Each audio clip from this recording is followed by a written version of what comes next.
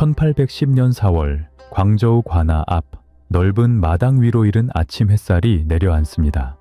관리들은 이마에 땀이 배어나는 것도 모른 채 대문 앞에 도열해 있었죠.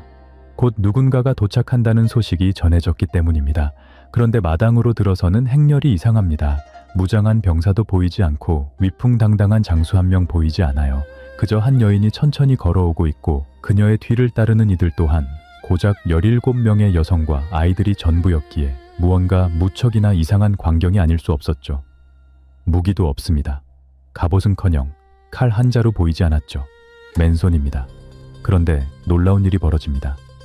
제국의 관리가 먼저 자리에서 일어나 그녀를 맞이합니다. 광둥 일대를 총괄하는 총독이 이 여인 앞에서 협상 테이블을 펼쳐야 했습니다. 대체 어째서였을까요? 이 여인의 뒤에는 남중국해 전체를 공포에 떨게 한 힘이 서 있었습니다. 기록에 따르면 수만 명에서 최대 8만에 이르는 해적이 그녀의 명령 하나에 움직였다고 전해지고 1800척의 전함이 그녀의 깃발 아래 모여들었다고 하죠. 청나라 수군이 출동할 때마다 돌아오지 못했고 포르투갈 함대도 영국 군함도 그녀를 완전히 제압하지 못했다고요. 역사상 가장 거대한 해적 함대를 이끈 사람, 그 사람은 남자가 아니었습니다. 그녀는 대체 누구였을까요? 어떤 삶을 살았기에 제국 앞에서 고개를 숙이지 않을 수 있었을까요? 그 답은 광저우의 강 위에 떠있던 작은 배 한 척에서 시작됩니다. 지금부터 우리는 그녀를 만나러 갑니다. 꽃배라 불리던 그곳에서 시작된 한 여인의 이야기 속으로. 이 여인의 이름은 정일수였습니다. 그런데 이 이름조차 본명이 아니었어요. 정일의 아내, 그것이 이 이름의 뜻입니다. 역사는 그녀의 진짜 이름을 기록하지 않았습니다. 이름 대신 남편의 그림자만 남겨두었죠. 그러나 남중국해를 오간 모든 뱃사람은 그녀가 이끌었던 홍기방, 붉은 깃발의 해적단을 기억했습니다. 그 깃발이 수평선 위에 나타나면 상선이든 군함이든 항로를 돌렸다고 전해질 정도로 유명했으니까요. 1810년 초 그녀는 결단의 기로에 서 있었습니다. 바다 위에 제국을 다스린 지 3년, 한 번도 패배한 적이 없었던 그녀에게 처음으로 균열이 찾아왔죠. 남중국해에는 6개의 색깔로 나뉜 해적연합이 있었습니다. 홍기방, 흑기방, 황기방, 청기방, 남기방, 백기방. 그 가운데 가장 강대한 세력이 바로 정일수가 이끄는 홍기방이었죠. 나머지 5 함대를 아우르는 연합의 맹주였습니다. 이 연합의 규모가 얼마나 거대했는지 같은 시대 카리브해의 전설적인 해적 블랙비어드가 배 4척에 부하 300명이었다는 사실과 비교하면 그 차이를 실감할 수 있지요. 그런데 그 거대한 연합이 안에서부터 무너지기 시작합니다. 두 번째로 큰 세력이었던 흑기방의 수장 곽파대가 돌연 청나라 조정에 투항해버린 거예요. 곽파대는 단순히 항복한 것이 아닌 해적연합의 항로와 보급지, 내부 통신 방식까지 조정에 넘기고 홍기방을 공격하는 데 앞장서겠다고 자청한 것입니다. 가장 가까운 동맹이 하룻밤 사이에 가장 위험한 적으로 돌아선 순간이었지요. 정일수는 이 소식을 들었을 때 어떤 표정을 지었을까요? 분노였을까요? 아니면 이미 예감하고 있었던 일이었을까요? 확실한 것은 하나, 그녀는 흔들리지 않았다는 것입니다. 안에서 배신이 일어난 것만이 아니었습니다. 밖에서는 더 큰 위협이 다가오고 있었어요. 1809년 9월 포르투갈 해군이 마카오에서 출격했습니다. 포르투갈 무역선 한 척이 홍기방에 납포되어 선원전원이 살해된 사건이 발단이었죠. 홍기방의 부사령관 장보자가 이끄는 함대 200척이 호문 해협에서 포르투갈 함대와 맞붙었습니다. 해적선의 수는 압도적이었지만 유럽식 대포의 사거리와 화력 앞에서 크게 밀렸어요. 11월의 해전에서는 9시간에 걸친 포격전 끝에 해적선 15척이 침몰했다고 기록되어 있습니다. 바다 위에 부서진 도치대와 선체 조각이 떠다녔고 수백 명의 해적이 차가운 바닷물 속으로 사라졌습니다. 영국 군함마저 합류하면서 남중국해의 제해권이 흔들리기 시작했어요. 그 시간 청나라 가경제 역시 움직이고 있었습니다. 이전까지 청나라 수군은 해적에게 번번이 패배해왔죠.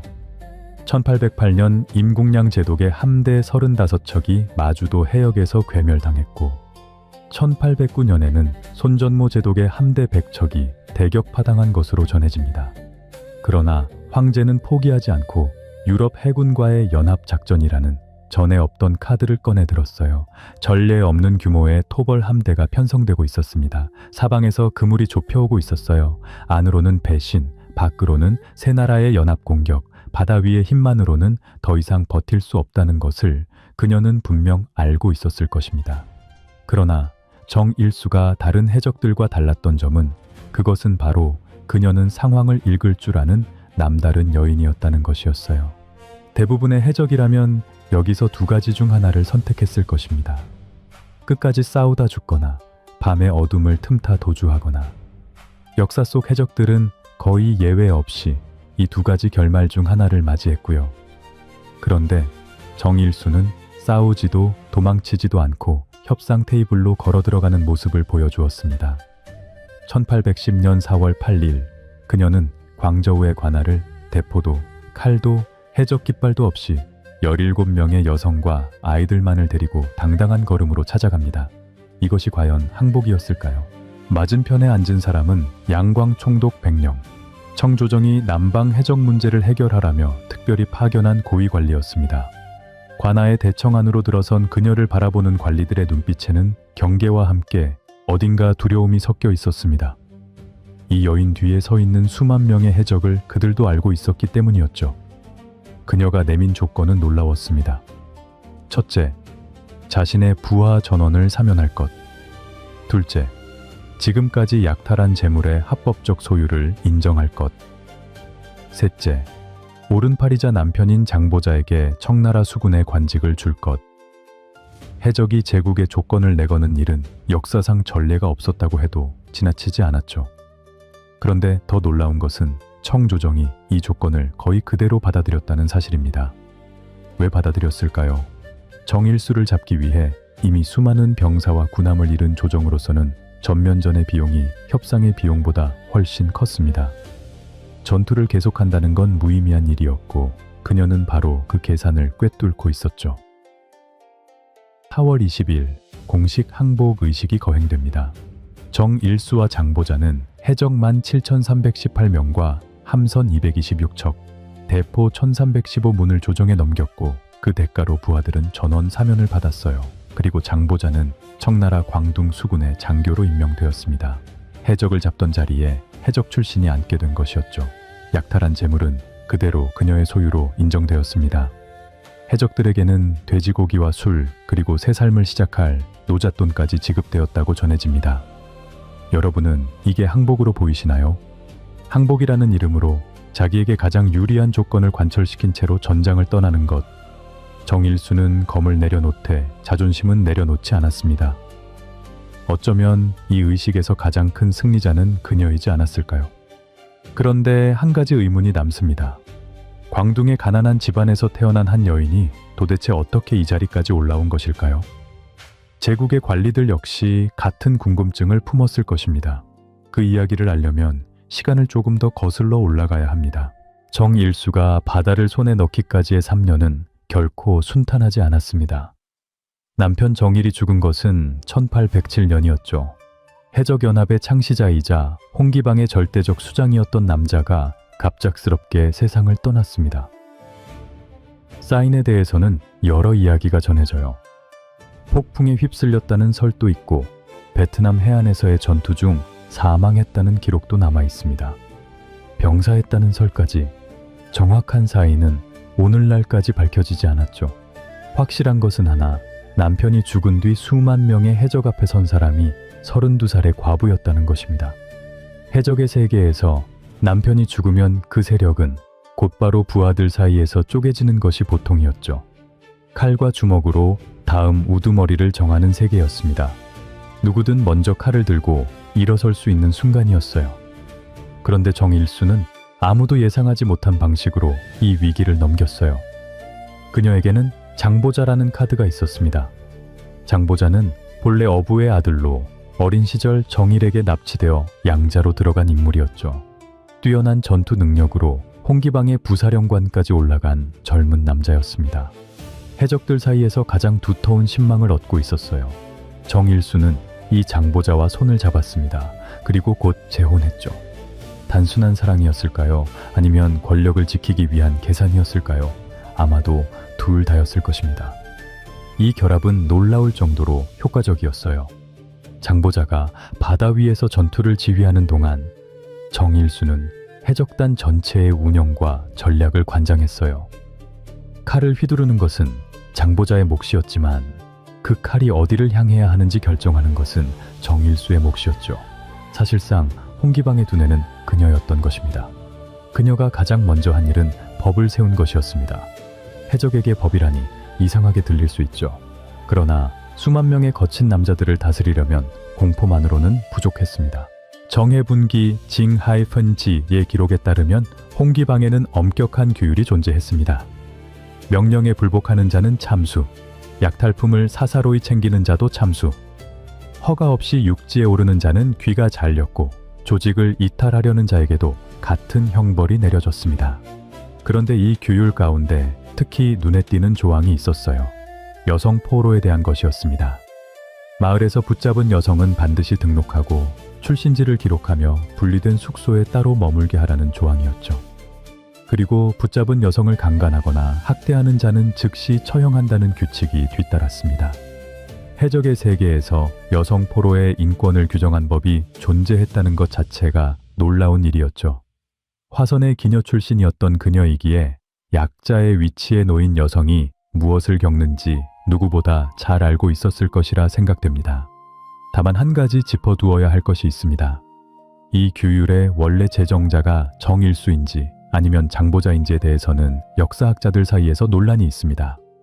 정해분기에는 장보자가 제정한 것으로 기록되어 있지만 서양 문헌에서는 오랫동안 정일수에게 귀속되어 왔죠. 어느 쪽이든 이 규율이 수만 명의 해적단을 하나로 묶는데 결정적인 역할을 했다는 사실은 변하지 않습니다. 규율만 엄격했던 것이 아니었어요. 분배도 공정했습니다. 약탈품은 반드시 등록한 뒤 분배했고 개인이 빼돌리면 처벌을 받았습니다. 전체 수입의 10분의 1을 개인 몫으로 나누고 나머지는 공동기금에 넣었고요. 이 공동기금은 부상당한 해적의 치료비나 전사한 동료의 가족을 돌보는 데 쓰였다고 전해지는데 무법자들의 세계에 복지제도가 있었다니 생각해보면 참 묘한 일이지 않나 싶기도 합니다. 해적이도에 약탈만 한 것이 아니었죠. 정일수는 남중국해 연안의 어촌 마을들의 보호세를 거뒀습니다. 돈을 내는 마을은 해적의 공격에서 보호받았고 내지 않는 마을은 약탈 대상이 되었어요. 상선에는 통행증을 발급했습니다. 통행증이 있는 배는 안전하게 항해할 수 있었지만 없는 배는 화물을 몽땅 빼앗겼습니다. 이것은 단순한 해적질이 아니었습니다. 바다 위에 세금과 치안 체계를 세운 것이었어요. 어떤 의미에서는 해적 왕국이라 불러도 지나치지 않았죠. 당시 남중국해를 오가던 상인들 사이에서는 이런 말이 돌았다고 전해집니다. 청나라 수군보다 홍기방의 통행증이 더 믿을 만하다. 제국의 해군이 지켜주지 못하는 바다를 해적이 대신 지배하고 있었던 것입니다. 광저우에서 마카오까지, 마카오에서 베트남 연안까지 남중국해의 주요 항로를 지나려면 반드시 홍기방의 허가를 받아야 했습니다. 통행증 없이 항해하다 붙잡히면 화물은 물론이고 배까지 몰수당할 수 있었어요.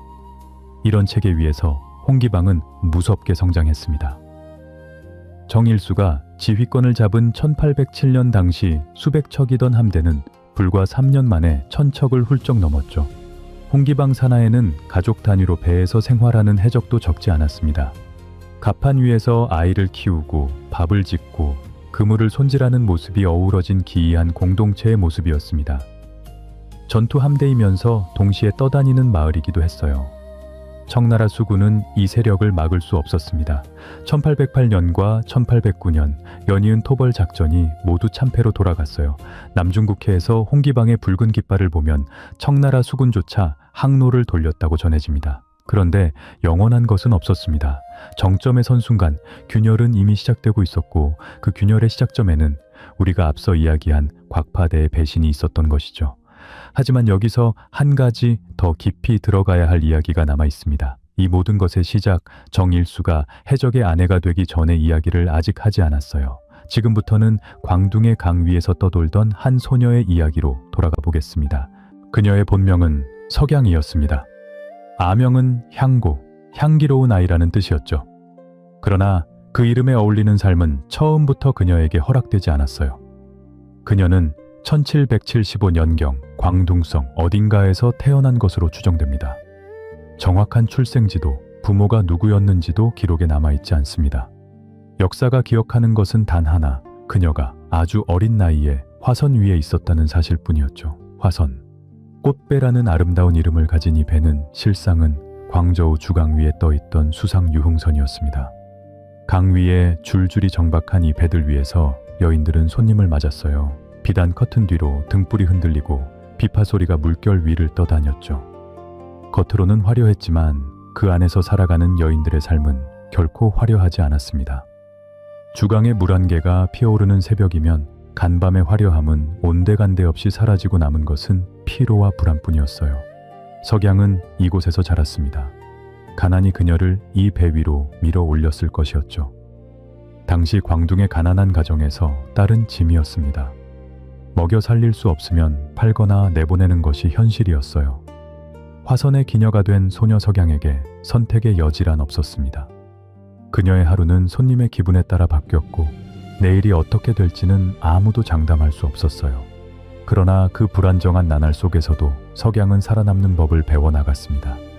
웃어야 할 때 웃고 참아야 할 때 참고 때로는 눈물을 삼키면서도 손님 앞에서는 내색하지 않는 법을 익혀갔죠. 그것은 잔인한 학교였지만 그녀를 단단하게 만든 학교이기도 했습니다. 그리고 화선의 삶이 그녀에게 준 것이 하나 더 있었어요. 바로 사람을 읽는 눈이었죠. 화선을 찾는 손님들은 평범한 서민이 아니었습니다. 관리, 상인, 군인, 그리고 때로는 해적까지. 온갖 부류의 권력자들이 이 배 위로 올라왔습니다. 술에 취하면 사람은 입이 가벼워지죠. 석양은 그들의 이야기를 들었습니다. 누가 누구와 손을 잡고 있는지, 어떤 배가 언제 어디로 움직이는지, 권력이 어떻게 흘러가는지. 화선은 그녀에게 학교와 같았어요. 글은 배우지 못했을지 모르지만 사람의 속내를 읽는 법만큼은 누구보다 정확하게 익혔던 것이죠. 그런 그녀 앞에 1801년 어느 날 한 남자가 나타났습니다. 정일, 남중국해에서 이름을 떨치던 해적 두목이었죠. 그가 왜 석양에게 반했는지는 정확히 알 수 없습니다. 아름다움 때문이었다고도 하고 그녀의 영리함과 담대함에 끌렸다고도 전해져요. 어떤 기록에서는 정일이 그녀를 강제로 데려갔다고 적고 있고 또 다른 기록에서는 정식으로 청혼했다고 적고 있습니다. 진실이 무엇이든 결과는 같았죠. 그런데 여기서 놀라운 일이 벌어집니다. 석양은 순순히 따라가지 않았어요. 조건을 내걸었습니다. 당신의 재산 절반을 내게 줄 것, 그리고 함대의 지휘에 나도 참여할 것. 26살의 기녀가 해적 두목에게 대등한 파트너십을 요구한 것이었어요. 꽃배 위에서 수년간 권력의 흐름을 지켜본 여인답게 자신의 가치를 정확히 알고 있었던 것입니다. 아무것도 가진 것 없는 여인이 내건 이 조건은 어찌 보면 그녀가 평생을 걸고 벌인 가장 대담한 도박이기도 했습니다. 이것이 얼마나 파격적인 일이었는지 한번 생각해 보시겠어요? 19세기 초 중국에서 그것도 가장 밑바닥 계층의 여성이 남자에게 조건부 결혼을 내거는 것. 당시의 상식으로는 상상할 수 없는 일이었습니다. 그런데 전길은 이 조건을 받아들였죠. 왜 받아들였을까요? 아마도 전길은 석양의 가치를 알아보았을 것입니다. 화선에서 수년간 권력자들의 네트워크를 관찰하고 사람의 약점을 읽어내는 법을 배운 이 여인이 단순한 기녀가 아니라는 것을, 바다 위에서 칼만으로 다스릴 수 없는 영역, 외교와 협상과 정보의 영역에서 그녀가 필요했던 겁니다. 1801년 26살의 석양은 정일수가 되었습니다. 주강 위에 꽃배를 내려와 바다 위에 해적선으로 올라탄 것이었죠. 꽃배 위의 기녀에서 해적의 아내로. 이름도 바뀌었습니다. 더 이상 석양이 아니라 정일의 아내라는 뜻의 정일수. 개인의 이름은 사라지고 남편의 이름 뒤에 숨었지만 그녀의 삶은 그 순간부터 완전히 달라졌습니다. 결혼 후 6년간 정일과 정일수는 함께 해적연합을 키워나갔죠. 정일은 흩어져 있던 남중국해의 해적 세력들을 하나로 통합해 나갔습니다. 홍기방을 중심으로 흑기방, 황기방, 청기방, 남기방, 백기방까지 6개의 함대가 색깔로 구분된 거대한 연합을 이루었어요. 이 과정에서 정일수는 결코 남편의 그림자에 머물지 않았습니다. 정일이 바다 위에서 다른 해적 세력과 무력으로 겨루는 동안 정일수는 해적단의 재정일 관리하고 내부의 분쟁을 중재하는 역할을 맡았다고 전해지죠. 화선에서 익힌 협상의 기술이 여기서 빛을 발한 것이었습니다. 특히 해적연합의 수입 분배 체계를 처음 설계한 것이 정일수였다는 주장이 일부 학자들 사이에서 제기되고 있어요. 6개의 서로 다른 세력이 하나의 연합 아래 묶여 있으려면 공정한 분배 없이는 불가능했을 것입니다. 칼로 세력을 모은 것은 정일이었지만 그 세력을 유지하는 구조를 만든 것은 정일수였을 가능성이 높지 않았을까요? 역사 기록은 이 6년간 정일수의 존재를 거의 남겨두지 않았습니다. 남성 중심의 기록이 그녀의 존재를 지운 것이었죠. 그러나 1807년 정일이 갑작스럽게 세상을 떠났을 때 수만 명의 해적 앞에 나선 것은 다름 아닌 그녀였습니다. 혼란의 순간에 가장 먼저 움직인 사람이 정일수였다는 사실이 그녀가 이미 오래전부터 준비된 지도자였음을 증명하는 것이었죠. 남편이 죽자마자 권력을 잡을 수 있었다는 것 자체가 그것이 하루아침의 일이 아니었음을 보여주고 있었습니다. 꽃배 위의 소녀 석양은 이렇게 바다의 여왕이 되어갔습니다. 그런데 이 이야기에는 아직 밝혀지지 않은 부분이 남아있어요. 역사가 기록한 것과 실제 사이의 간극, 그리고 후대가 그녀를 어떻게 기억하고 또 각색해 왔는지 이제 그 퍼즐을 맞춰보겠습니다. 정일수의 이야기에서 빠뜨릴 수 없는 인물이 있습니다. 장보자. 앞서 이야기했듯 그는 어부의 아들로 태어나 정일에게 납치되어 양자가 된 인물이었죠. 그런데 이 남자와 정일수의 관계에는 역사 기록이 말하지 않는 여러 겹의 이면이 숨어 있습니다. 장보자가 정일의 양자로 들어온 시기는 그의 나이 15 무렵이었다고 전해져요. 그런데 일부 서양 측 기록, 특히 1812년에 출간된 필립 모건의 기록에는 의미심장한 서술이 등장합니다. 정일이 이 소년을 데려온 이유가 단순히 후계자를 키우려는 것만은 아니었다는 암시였죠. 당시 남중국해 해적사회에서는 남성 간의 관계가 드문 일이 아니었다고 이 기록은 적고 있습니다. 해적선이라는 폐쇄된 공간에서 형성된 독특한 사회 구조를 이해해야만 이 관계의 전체 그림이 보이는 것이죠. 이것이 사실이라면 정일사후 정일수와 장보자의 결합은 더욱 복잡한 맥락을 가지게 됩니다. 양자이자 남편의 측근이었던 남자와 재혼한다는 것은 단순히 권력의 계산만으로 설명되지 않는 면이 있습니다. 장보자의 입장에서도 정일수와의 결합은 홍기방 내에서 자신의 지위를 공식화하는 수단이었을 것입니다. 두 사람 사이에 사랑이 있었는지 아니면 철저한 정치적 동맹이었는지 역사는 그 답을 남기지 않았어요. 다만 분명한 것은 이 결합 이후 홍기방에서 정일수의 권위에 공개적으로 도전한 자가 단 한 명도 없었다는 사실. 확실한 것은 하나, 이 결합이 놀라울 정도로 효과적이었다는 것이죠. 정일수는 전략과 외교를, 장보자는 전투를 담당하는 이 구조는 홍기방의 전성기를 이끈 핵심 동력이었습니다. 두 사람 사이에서 아들도 태어났다고 전해집니다. 권력의 동맹이 가족으로까지 이어진 것이었죠. 그리고 결국 두 사람이 함께 협상 테이블에 앉아 청제국으로부터 사면을 얻어냅니다. 여기서 한 가지 더, 역사가 정일수를 어떻게 각색해 왔는지도 짚어봐야 합니다. 우선 그녀의 이름부터가 그렇습니다. 정일수라는 이름은 본명이 아니었어요. 정일의 아내라는 뜻이죠. 영어권에서는 칭시로 불리는데 이 역시 본명이 아닌 별칭입니다. 역사상 가장 성공적인 해적이라 불리는 여인의 진짜 이름을 역사는 제대로 기록하지 않은 것이었습니다. 석양이라는 이름조차 일부 문헌에서만 언급될 뿐이죠. 이름조차 남편의 것으로 대체된 여인, 그것이 역사가 그녀를 다룬 방식이었어요. 오랫동안 서양에서는 정일수를 8만 대군을 이끈 여해적으로 묘사해왔어요. 그러나 실제 기록을 들여다보면 이야기가 달라집니다. 1810년 항복 당시 청조정에 넘겨진 인원은 17,318명, 함선 226척이었죠. 8만이라는 숫자와는 현격한 차이가 있습니다. 물론 항복 이전에 이탈한 세력이 있었을 수 있고 가족까지 포함하면 숫자가 달라질 수 있어요. 그러나 8만이라는 수치는 과장된 것으로 보는 시각이 학계에서는 더 우세합니다. 해적 규율의 제정자 문제도 마찬가지였어요. 1932년 영국의 해적 역사가 필립 고스가 쓴 책에서 정일수가 직접 규율을 만든 것으로 서술한 이래 서양 대중문화에서는 이것이 정설처럼 굳어져 있습니다. 그러나 정해분기에는 장보자가 규율을 제정한 것으로 기록되어 있어요. 정일수가 이 규율의 시행에 관여했을 가능성은 충분하지만 원래 만든 사람이 누구인지에 대해서는 여전히 논란이 남아있는 것이죠. 2007년 디즈니 영화 캐리비안의 해적, 세상의 끝에서에 등장하는 미스트리스 칭이라는 캐릭터도 정일수를 모델로 한 것이었습니다. 할리우드는 그녀를 신비로운 동양의 여해적으로 그렸죠. 그러나 실제의 정일수는 신비롭기보다는 계산적이었고 낭만적이기보다는 현실적이었습니다. 영화 속 이미지와 역사 속 실제 사이에는 꽤 큰 간극이 존재하는 것이었지요. 서양이 그녀에게 입힌 오리엔탈리즘의 옷은 그녀의 진짜 능력을 오히려 가리고 있었던 셈이죠. 그렇다면 은퇴 후의 삶은 어땠을까요? 1810년 사면을 받은 뒤 장보자는 청나라 광둥 수군의 장교가 되었습니다. 해적을 잡던 자리에 해적이 앉은 것이었죠.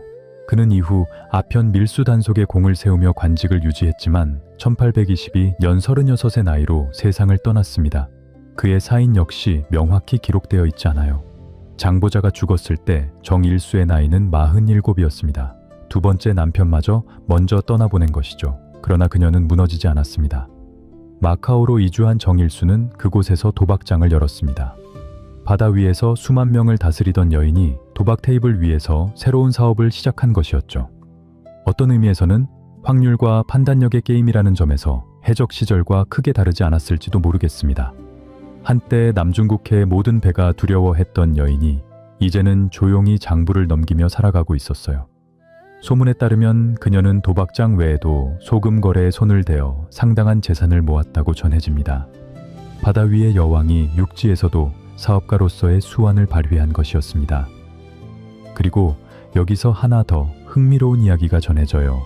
1839년 아편전쟁이 발발하기 직전 흠차대신 임칙서가 광저우에 부임했을 때의 일이었죠. 일부 서양의 자료에서는 임칙서가 정일수에게 해전 전략에 대한 조언을 구했다고 기록하고 있습니다. 64살의 전직 해적 여왕에게 제국의 고위 관리가 자문을 구했단 말입니다. 남중국해의 모든 물길과 조류를 손바닥처럼 알고 있던 여인이라면 충분히 있을 법한 이야기이기도 합니다. 다만 이 일화는 중국 측 정사 기록에서는 확인되지 않습니다. 사실이라면 역사의 아이러니가 아닐 수 없지만 확인되지 않은 이야기인 만큼 진위 여부는 열어두어야 할 것입니다. 1844년 정일수는 마카오에서 눈을 감습니다. 향년 69, 쌓이는 노환이었어요. 화선의 기녀에서 바다의 여왕으로 다시 도박장의 안주인으로 3번의 전혀 다른 삶을 살아낸 여인이 그렇게 조용히 생을 마감합니다. 역사상 가장 거대한 해적 함대를 이끈 사람. 그 사람은 광둥의 꽃배 위에서 태어난 한 여인이었습니다. 석양. 그녀의 본명을 기억하는 사람은 거의 없었죠. 세상은 그녀를 정일의 아내라는 뜻의 정일수로만 불렀습니다. 그러나 이름이 어떻든 그녀가 해낸 일은 역사 속 어떤 이름보다도 강렬했어요. 널리 알려진 유명 해적 블랙비어드는 배 4척이었습니다. 바솔로뮤 로버츠는 배 22척이었죠.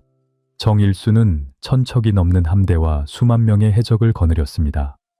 규모만이 아니었어요. 카리브해의 해적들이 약탈과 도주를 반복하는 사이 그녀는 바다 위에 하나의 국가를 세웠습니다. 세금을 걷고 통행증을 발급하고 법을 만들고 위반자를 처벌했죠. 해적이면서 동시에 통치자였던 것이죠. 그런데 정일수의 가장 놀라운 업적은 사실 바다 위에서의 전투가 아니었어요. 그녀의 진짜 승리는 전장을 떠나는 방식, 바로 그 안에 있었습니다. 역사 속 해적들의 최후를 떠올려 보시겠어요? 블랙비어드는 영국 해군의 칼의 목이 잘렸습니다. 바솔로뮤 로버츠는 폭격에 맞아 갑판 위에서 쓰러졌죠. 앤 보니와 메리 리드는 감옥에서 생을 마감했습니다. 캡틴 키드는 런던 템스강 변에서 교수형에 처해졌어요. 역사에 이름을 남긴 해적 가운데 스스로의 뜻대로 삶을 마감한 사람은 손에 꼽을 정도로 드물었습니다. 그런데 오직 정일수만이 달랐어요. 그녀는 싸움이 끝나기 전에 스스로 테이블 위에서 내려왔습니다. 맞은편에 앉은 것은 제국이었어요. 그런데 고개를 숙인 쪽은 제국이었죠. 부하 전원의 사면, 약탈품의 합법적 소유, 남편의 관직 임명, 그녀가 내건 조건을 청조정은 거의 고스란히 받아들였습니다. 그것은 항복이 아니었어요. 승리를 다른 형태로 바꾼 것이었죠. 이 선택이 쉬웠을까요? 아마도 아니었을 것입니다. 바다 위에서의 자유, 수만 명이 자신의 명령 하나에 움직이는 그 힘을 내려놓는 것. 정점에 서 있을 때 스스로 내려오는 것은 밀려서 떨어지는 것과는 완전히 다른 차원의 결단이었죠. 칼을 거꾸로 쥐어야 했던 순간 그녀의 마음속에는 어떤 생각이 스쳤을까요? 정일수는 알고 있었을 것입니다. 정점에 서 있는 사람만이 정점에서 내려오는 선택을 할 수 있다는 것을. 역사 속 수많은 권력자들이 정점에서 무너졌습니다. 놓지 못해서, 내려놓을 타이밍을 놓쳐서 나폴령도, 항구도, 그리고 수많은 해적들도 그 자리에서 끌려 내려왔죠. 정일수는 그 타이밍을 정확히 읽어낸 여인이었어요. 읽기만 한 것이 아니라 실행에 옮긴 것이었습니다. 화선의 기녀에서 해적의 아내로, 해적의 아내에서 바다의 여왕으로, 바다의 여왕에서 도박장의 안주인으로 3번의 완전히 다른 삶을 산 여인이었습니다. 그리고 매번 이전의 삶을 미련 없이 내려놓고 새로운 삶으로 걸어 들어갔죠. 그것이 가능했던 이유는 무엇이었을까요? 아마도 꽃배 위에서 배운 것이었을 겁니다. 흘러가는 강물 위에서 살아남으려면 움켜쥐는 것이 아니라 흐름을 읽는 것이 먼저라는 것을. 우리의 삶에서도 비슷한 순간이 찾아오곤 합니다. 놓아야 할 때를 아는 것, 멈춰야 할 때를 아는 것. 그것은 패배가 아니라 가장 높은 형태의 승리일 수 있다는 것을 정일수는 200여 년 전에 이미 보여주었습니다. 1844년 69의 정일수가 마카오의 자택에서 조용히 눈을 감았을 때 그 마지막 순간에 그녀가 무엇을 떠올렸는지는 아무도 모릅니다. 남중국해를 뒤덮던 붉은 깃발이었을까요? 주강 위에 흔들리던 화선의 등불이었을까요? 아니면 26살의 자신이 해적 두목에게 당당히 내걸었던 그 조건이었을까요? 재산의 절반과 동등한 권력을 달라고 했던 그 한마디. 만약 여러분이라면 정점에서 모든 것을 내려놓을 수 있었을까요? 정일수는 그것을 해낸 여인이었습니다. 꽃배 위의 소녀가 바다의 여왕이 되기까지, 그리고 여왕의 자리에서 스스로 걸어 내려오기까지. 그녀의 삶 전체가 하나의 답이었습니다. 살아남는 것, 그리고 자기 뜻대로 끝내는 것. 그것이야말로 바다 위에서 거둔 그 어떤 승리보다도 대담하고 아름다운 선택이었을 것입니다. 지금 여러분의 두 손에는 무엇이 쥐어져 있나요? 혹시 놓아야 할 타이밍을 알면서도 미련 때문에 움켜쥐고 있는 것은 없는지 그녀의 삶이 우리에게 묵직한 질문을 던지는 듯합니다. 그녀의 이야기를 듣고 떠오른 여러분만의 생각과 다짐을 댓글로 공유해 주세요.